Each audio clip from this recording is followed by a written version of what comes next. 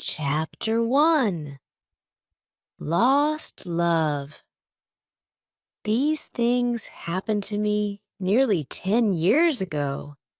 I lived in a city, but the city was hot in summer. I wanted to see the country. I wanted to walk in the woods and see green trees. I had a little red car, and I had a map too. I drove all night out into the country. I was happy in my car. We had a very good summer that year. The country was very pretty in the early morning. The sun was hot and the sky was blue. I heard the birds in the trees, and then my car stopped suddenly. What's wrong? I thought. Oh dear, I haven't got any petrol. Now I'll have to walk. I'll have to find a town and buy some petrol. But where am I? I looked at the map. I wasn't near a town. I was lost in the country. And then I saw the girl. She walked down the road with flowers in her hand. She wore a long dress, and her hair was long, too. It was long and black, and it shone in the sun. She was very pretty. I wanted to speak to her, so I got out of the car. "Hello," I said. "I'm lost. Where am I?" She looked afraid, so I spoke quietly. "I haven't got any petrol," I said. "Where can I find some?" Her blue eyes looked at me, and she smiled. She's a very pretty girl, I thought. "I do not know," she said. "Come with me to the village. Perhaps we can help you." I went with her happily, and we walked a long way. There isn't a village on the map, I thought.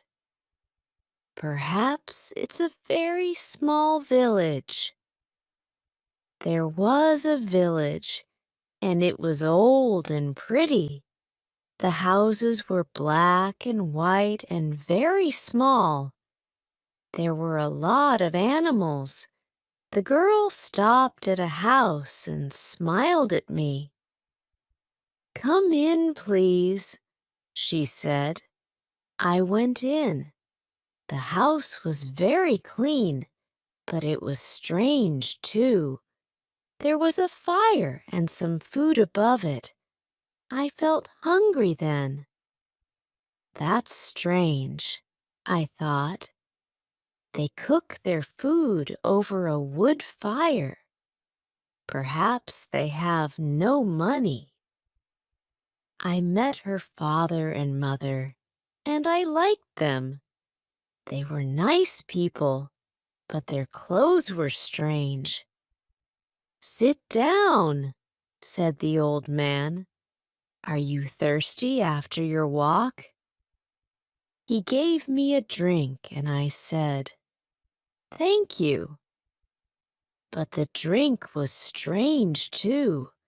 It was dark brown and very strong. I didn't understand. But I was happy there.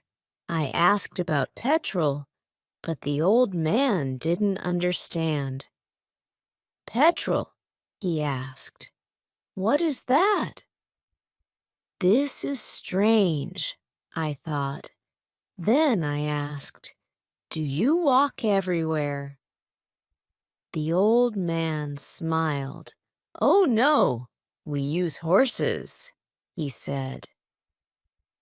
Horses, I thought. Horses are very slow. Why don't they have cars? But I didn't say that to the old man. I felt happy there. I stayed all day, and I ate dinner with them that evening.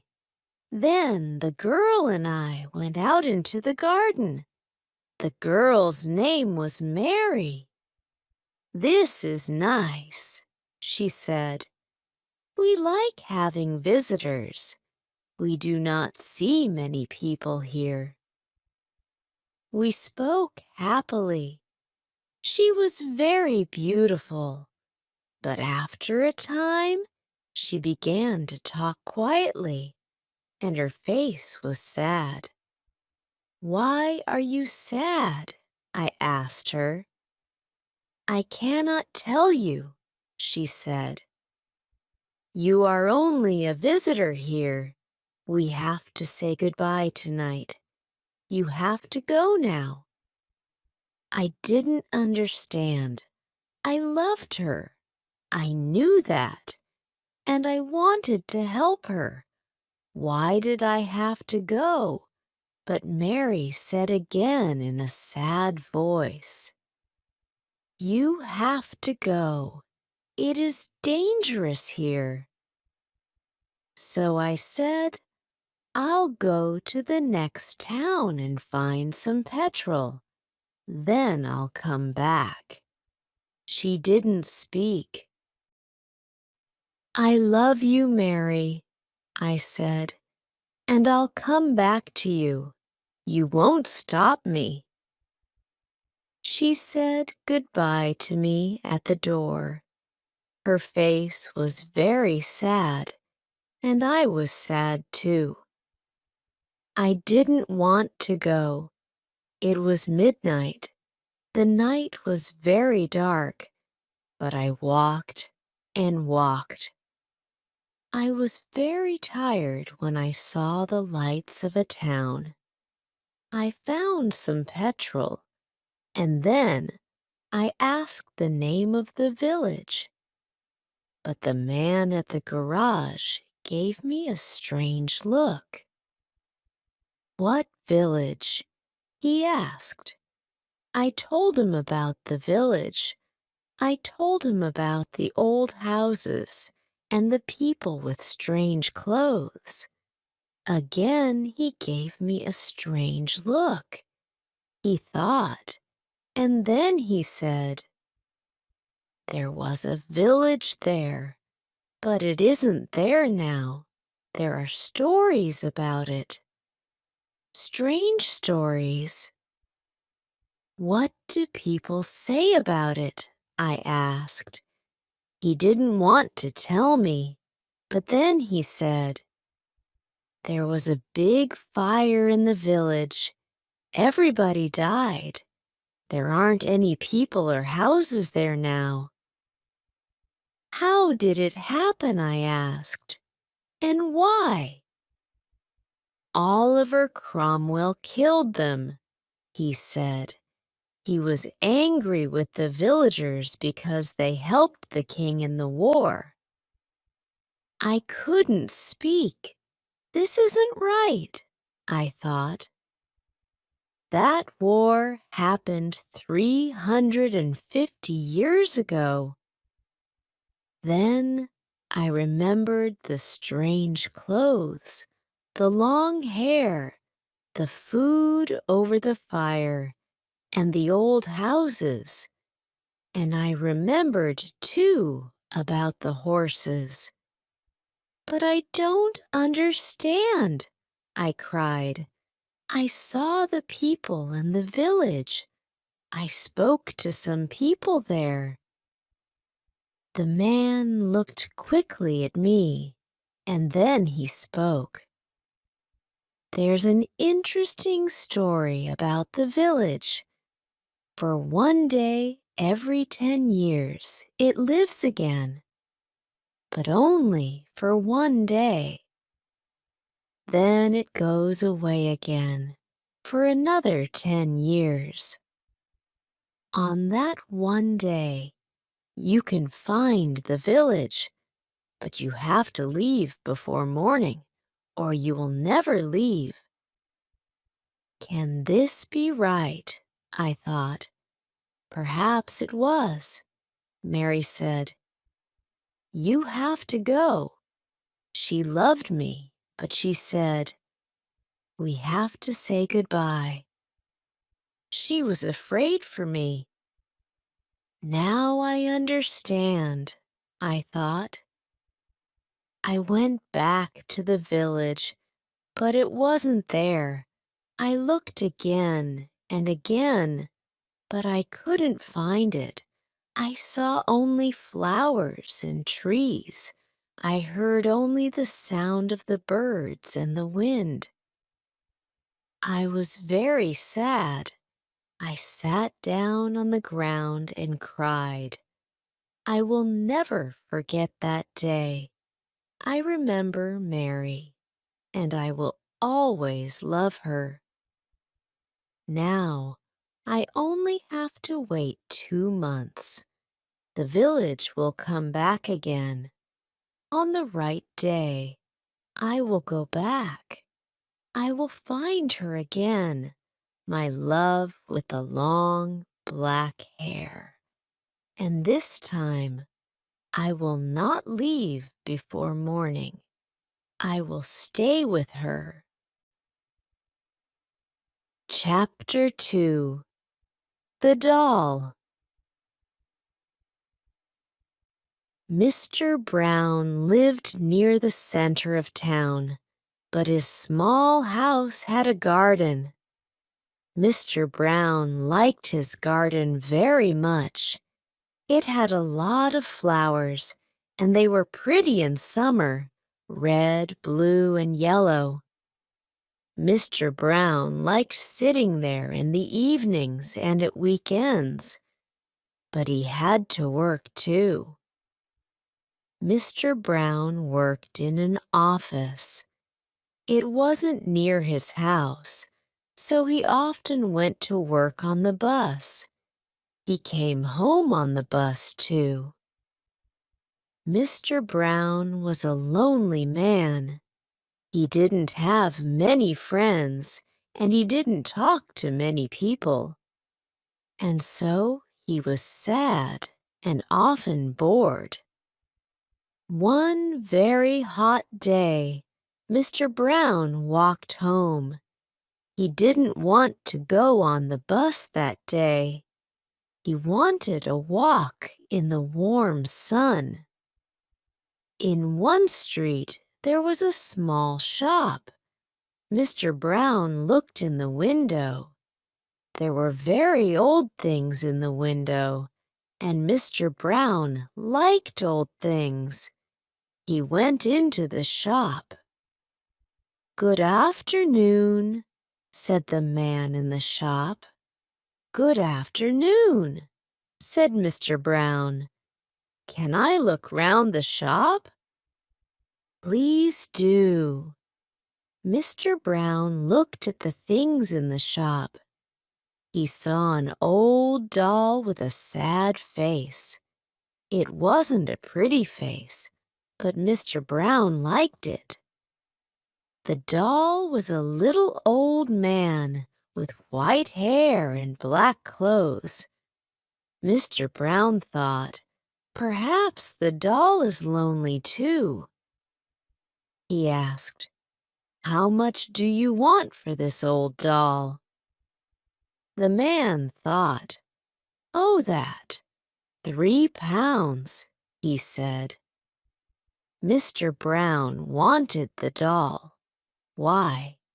He didn't know, but he wanted it. 3 pounds was a lot of money for an old doll, but Mr. Brown paid it. He went out with the doll in his hand. He looked at its face. Is it smiling? He wondered. No, he thought. It's only a doll. He said to it, "I'm going to take you home." The doll didn't answer. It was only a doll. So why did Mr. Brown speak to it? Because he was lonely. He put it in his case with his papers from the office. Mr. Brown was tired now, so he got on the bus. The man came for Mr. Brown's money, and Mr. Brown bought a ticket. Suddenly, somebody on the bus spoke. "Go away," said the person. "You stupid man, go away." Everybody on the bus looked at Mr. Brown. Did he say that? They wondered. The ticket man was angry with Mr. Brown. Why did he say that? He wondered. He gave Mr. Brown a ticket and went away. He didn't like Mr. Brown. When Mr. Brown got home, he was very tired. Who spoke on the bus? He wondered. He didn't know. He took the doll out of his case and looked at it. It was only a doll. It wasn't very pretty. It was quite ugly, but it had a smile on its face. That's strange, thought Mr. Brown. He put the doll on the table and had his dinner. Mr. Brown wasn't very hungry, so he only ate some bread and butter. Then he went to bed and slept. He forgot the doll. It was on the table. Morning came, and the sun shone into the room. Mr. Brown opened his eyes. There was something on his bed. What is it? He wondered. He looked, and he saw the doll. But I left it on the table. It can't walk. It's only a doll. Mr. Brown didn't understand it. It was very strange. Mr. Brown went to the front door. Are there any letters for me? He wondered. Yes, there were 3 with his name and address. But what was this? The letters were open. Who opened them? Mr. Brown didn't know. Mr. Brown ate his breakfast. Then he went to the bus stop and waited. His bus came and stopped for him. Mr. Brown got on with his case and sat down. There were a lot of people on the bus, and one old woman couldn't sit down. Her face was tired, and Mr. Brown was a kind man. He stood up for her, and she sat down. Then suddenly, somebody spoke. "You stupid old thing!" The woman turned and looked at Mr. Brown. She was very angry. Mr. Brown's face went red. Then he remembered the doll. He got off the bus. He couldn't understand it. That doll's at home, he thought. Or is it? Mr. Brown opened his case and looked inside. The doll was there with a big smile on its ugly face. He put the doll down on the street and left it there.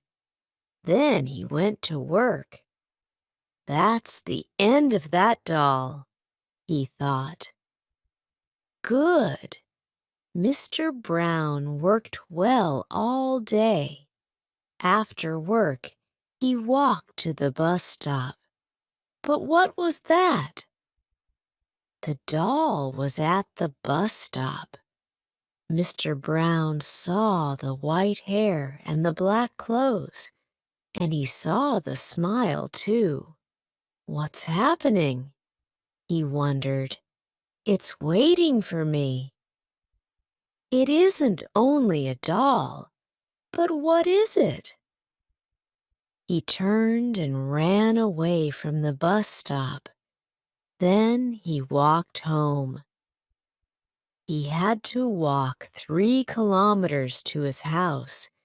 He was very tired. Mr. Brown sat down in a chair and went to sleep. He slept for an hour. Suddenly, there was a big noise in another room. Crash, smash. Mr. Brown opened his eyes. What's wrong? He wondered.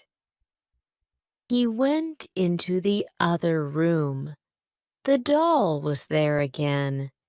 It sat on the table and looked at him. Mr. Brown's cups and plates were all on the floor. It isn't only a doll, Mr. Brown thought, and it isn't a friend. This is difficult. What can I do? He took the doll into the garden and buried it in the ground. That really is the end of you, said Mr. Brown. You're under the ground now. You won't get out of there. Next day, Mr. Brown went to work on the bus. He didn't have the doll now, and nobody spoke. He worked hard, and he was happy. Mr. Brown came home again that night. He watched television. This is good, he thought. At 11 o'clock, he went to bed. The house was dark and quiet. But an hour later, there was a sudden noise in the night. Mr. Brown sat up in bed. He was cold and afraid. What was that noise? He wondered.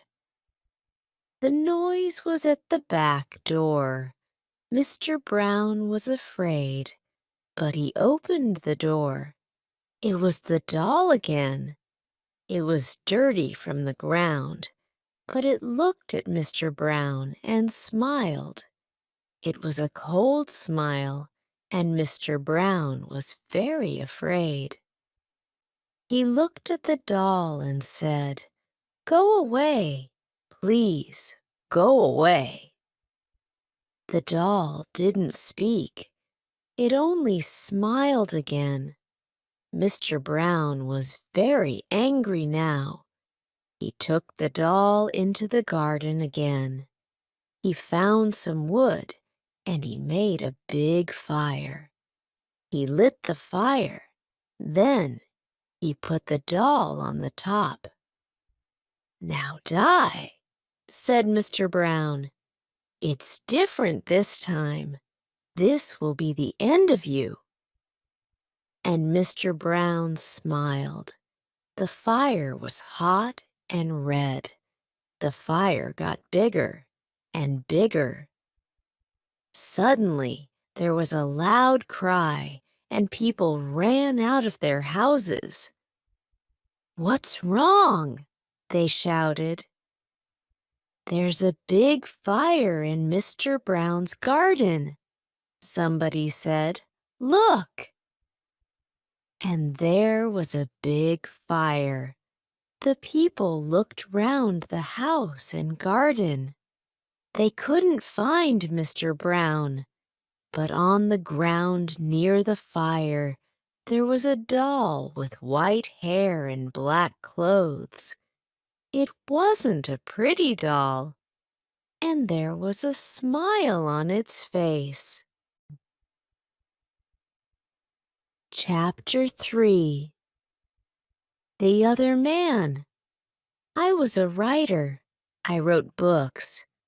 I write now, but nobody knows. Nobody can see me now. Something strange has happened to me. I will tell you about it. In January, I wanted to write a very long book, so I left my home and I found a little room. This is a good room for a writer, I thought. I'll write my book here. It was a little room, but I liked it. It was very quiet. I began to work on my book, and I was happy. Then things began to happen. Strange things. One day, I was at my desk with my pen in my hand. Suddenly, I thought, I want a coffee and I haven't got any. I'll have to go to the shop. I put my pen on the table and went out. When I came back, I looked for the pen. It wasn't on the table. I looked on the floor, on my chair, and then on the table again. It wasn't there. I don't understand it, I thought. That night, another strange thing happened. I was in bed, and the room was very quiet. Suddenly, I opened my eyes. What was that? I wondered. Then I heard a voice, a man's voice. "Who's there?" I cried. There was no answer, and there was nobody in the room. I couldn't understand it, and I was afraid. What can I do? I thought. What was that? After that, strange things happened every day, but I had to finish my book, so I stayed there. The room was very small. There were not many things in it, only a bed, a table, and a chair. And there was a mirror on the wall. It was a very old mirror, and I liked it. And then, one day, I looked in the mirror and I saw him, the other man. It wasn't me. This man had a beard, but I didn't. I shut my eyes and looked again. This time, I saw my face in the mirror. That didn't happen, I thought. I was wrong. There wasn't another man.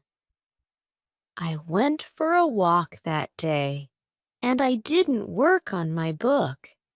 I didn't want to be in the room. I didn't want to see or hear strange things. At night, I went home again.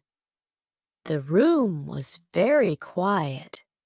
I looked in the mirror and saw my face, but I wasn't happy. I went to bed, but I couldn't sleep. I'll leave here tomorrow, I thought, and after that, I slept. But then, another strange thing happened.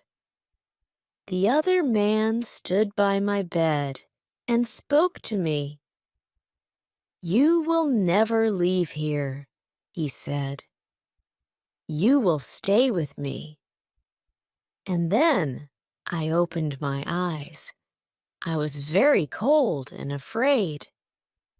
I'll leave now, I thought. I can't stay here for one more minute. Quickly, I put my things in a case. I wanted to go, now. I couldn't forget the man, so I was afraid. But afraid of what? I didn't know. When my clothes were in the case, I thought, I'll leave the room now. I looked round the room. And I also looked in the mirror again. And then I suddenly felt colder and more afraid. I couldn't see the other man in the mirror. Why? Because he wasn't there. But I couldn't see my face in the mirror. There was no face. Why not? I tried to shout, but no sound came. I had no voice. And then I saw him. I saw the other man, the man with the beard. But he wasn't in the mirror. He was at the table with my pen in his hand. He wrote my book with my pen. I was angry and I tried to speak, but I couldn't because I had no voice. The other man didn't speak. He smiled and wrote. Suddenly, there was a sound at the door, and I heard a friend's voice. "Are you there?" my friend called. "I want to see you." I was very happy then. My friend will help me, I thought, but I couldn't move. The other man went to the door and opened it. "Come in," he said to my friend. "Come and see my room. I'm writing my book." My friend came into the room, but he didn't see me. He smiled at the other man. My friend said, "Oh, you have a beard now." Again and again, I tried to speak, but I couldn't. My friend couldn't see me. He couldn't hear me. He only saw the other man. That is my story.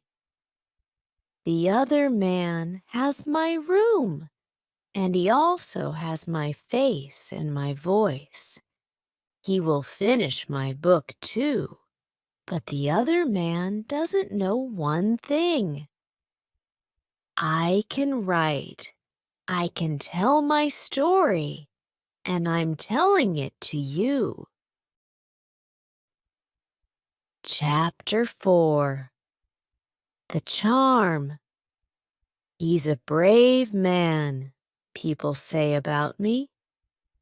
He's never afraid. They are wrong. I wasn't always a brave man, and at times I was afraid, very afraid. I am an important man now. I have an important job. People know me and like me. They don't know that I wasn't always brave. I will tell you the story. I was a very shy young man. I didn't like talking to other young men. I was afraid. They'll laugh at me, I thought. Women were worse. I never spoke to them. I was always afraid of them. I try to help shy people now. I never laugh at them because I remember that time.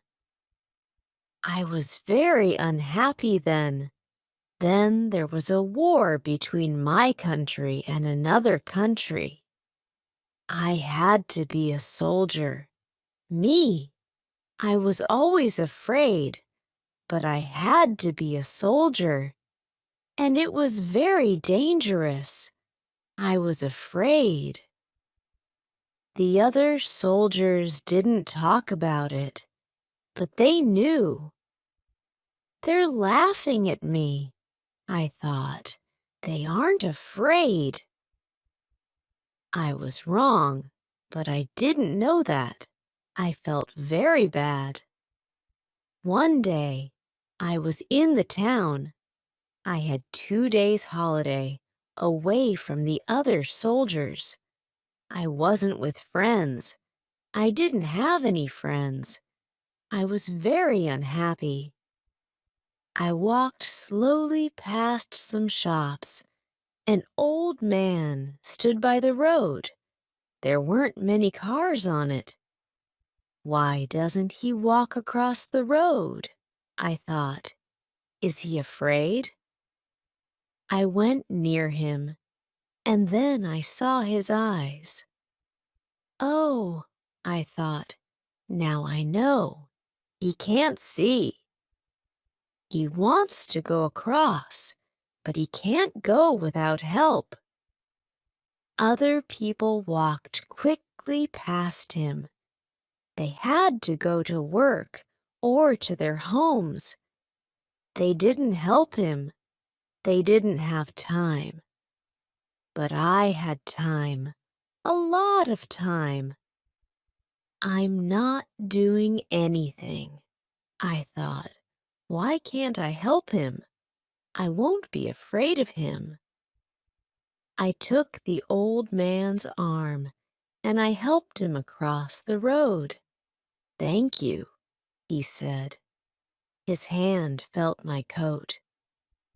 This is a soldier's coat, he said. Are you a soldier? Yes. Perhaps I said it in a sad voice.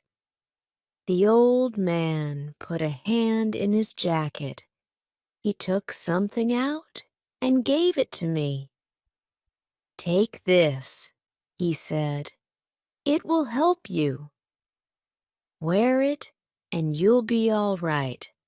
Nothing bad will happen to you. He walked away, and I looked at the thing in my hand.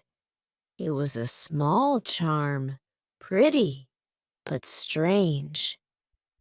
It's a girl's thing, I thought, and I put it in my coat. The next day we went to war. I was afraid, very afraid, but I remembered the charm in my coat. Perhaps the charm will help me, I thought, so I took it with me. Suddenly, I wasn't afraid. Why? I didn't know. Was it the charm? It was bad that day. Men died all round me. Perhaps I'll die next, I thought, but I wasn't afraid. Our leader was a brave man. He was in front of us, and we followed him. Suddenly, he was down. He fell to the ground and didn't move. The other soldiers stopped. They were afraid. I thought, perhaps our leader isn't dead. I'll go and see. I went to him. The fighting was worse now, but I wasn't afraid. I've got the charm with me, I thought. I'll be all right. I brought our leader back to a better place, and then I looked at him.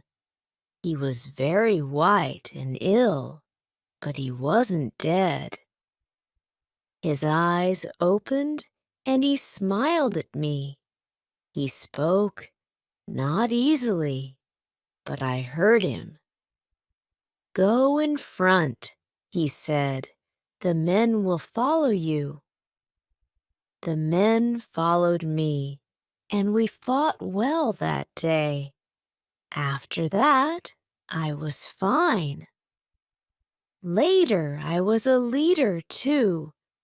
The men were happy and followed me. People didn't laugh at me then. But is it right? I thought. I'm not very brave. It's only the charm. I didn't tell people about the charm. I had friends for the first time, and I was happy. One day, we had to take an important bridge. There were a lot of soldiers on it, and they had big guns. The country was open, without any trees. It was very dangerous, and my men were afraid. "We're going to die," they said. "Listen," I told them. "I'll go first, and we'll run very quickly to the bridge. Don't be afraid. They can't kill us all. Follow me, and we'll take that bridge." I put my hand in my coat. Blit the charm wasn't there. What am I going to do? I thought. I can't be brave without the charm. I looked at the faces of my men. They weren't afraid now, I thought. My words have helped them. They aren't afraid now. They're waiting for me. They'll follow me everywhere. I'm their leader, and I can't be afraid. I shouted, "Let's go!" We ran. We got to the bridge. We lost some men, but we got there, and we took the bridge. I will never forget that day. I learned something then about brave men. Brave men are afraid too, but that doesn't stop them. I will also remember that old man with the charm. "It will help you," he said. He was right. I learnt to be brave without it. I was a young man then, and now I am old. I am a brave man, people think. And yes, they are right. I am.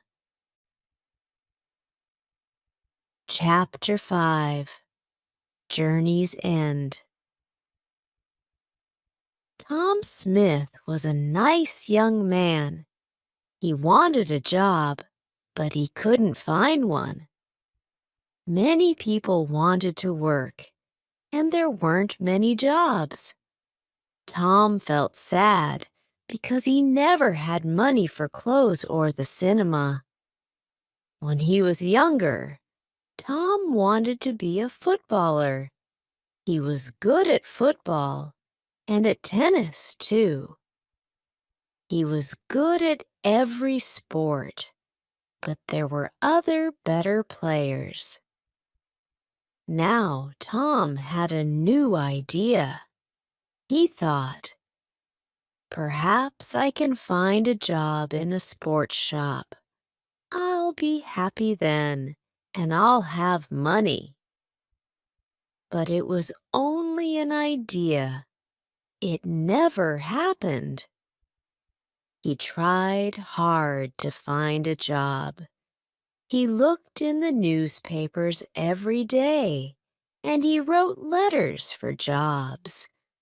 A lot of letters, but he never found a job. One day, he saw something in the newspaper about a fair in the park near his house. That will be interesting, he thought. It's next Saturday. I think I'll go. Yes, I'll go. I'm not doing anything this weekend, and it won't cost much. On Saturday, Tom walked to the park and bought a ticket for the fair. It was a warm summer day. The sky was blue, and the park was very pretty. There were a lot of flowers, blue, yellow, and red. Tom felt happy when he saw them. The fair was good too. There were a lot of people there and many different games. Tom played some games. He won a box of fruit and a book about sport. Then he bought an ice cream because he was hot and thirsty. Tin having a good day, he thought. He sat down and ate his ice cream. Now what shall I do next? Suddenly he saw in large letters, Tom Smith thought very hard. Shall I go in? He thought. Why not? I'm not afraid of the future. Perhaps it will be interesting. Yes, I'll go in and have a conversation with Madame Zelda. So he went in. It was very dark inside. An old woman with gray hair and a kind face smiled at Tom. "Hello, young man," she said. "Sit down, and I will tell you about your future." Tom sat down. The old woman looked at some cards on the table. "Take 3 cards," she said. Tom took the cards and gave them to her. The woman looked at the cards for a long time. Then she spoke. She didn't smile now. "Listen," she said. "I have to tell you something very important. Do not go anywhere next Friday. Make a journey next Friday, and you will never arrive. Something will happen on the way. Don't forget now. I can tell you nothing more. Be careful, young man." Tom left. The sun was very hot on his face. He had no more money and he wanted to go home. "I'm not afraid," he thought. "I don't go on journeys.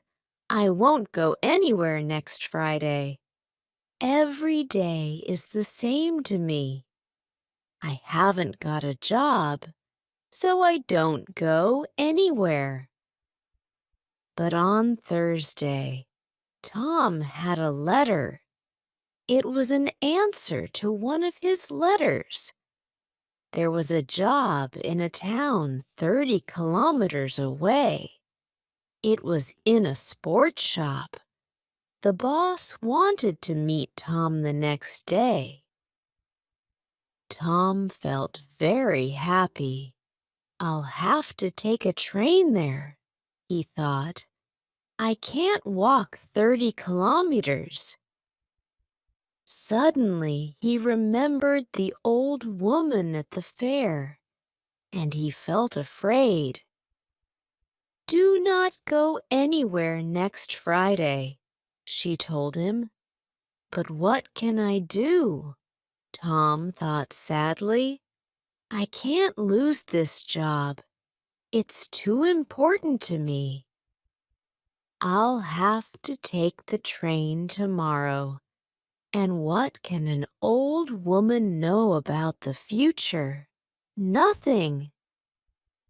But he wasn't very happy about it, and he didn't sleep well that night. The next day was Friday, and Tom went to the station. He bought a ticket at the ticket office. The train arrived, and he climbed on it. An old man sat down next to Tom. His face was intelligent under his white hair. He had a bad leg, and Tom felt sorry for him. The train left the station and went through the country. A waiter came round with some food, and the old man bought a sandwich. Then he smiled at Tom and said, "Are you thirsty? I've got some tea with me. Would you like some?" He took out a cup and gave Tom some tea. "He's a kind man," Tom thought. "I really like him." He smiled at the old man and said, "Thank you. I'm Tom Smith. Are you going a long way?" But the old man couldn't answer. Suddenly, there was a very loud noise, and the train stopped. What was wrong? The people on the train were afraid. They all looked out of the windows, but they couldn't see anything. "Don't be afraid," Tom told his new friend. "I'll go and see. Perhaps it's an accident. Stay here, and you'll be okay." The old man smiled. "Thank you, my young friend," he said. "I will stay here. My old legs are very weak." Tom found the guard. "What's wrong?" he asked him. "Why did we stop?" The guard looked at Tom unhappily. "There's a large tree in front of the train," he said. "We'll have to move it, but we can't do it quickly. So this is the end of the journey for you. You'll have to get off the train and walk." "Walk where?" Tom asked. The guard looked at a map. "There's a village near here. You can go there and perhaps find a restaurant or a cafe. I have to stay here with the train. I'm very sorry about your journey, but you'll get your money back." Tom thought, "The money isn't important. I really wanted that job." And he felt very sad. Tom didn't say anything about the job to the old man.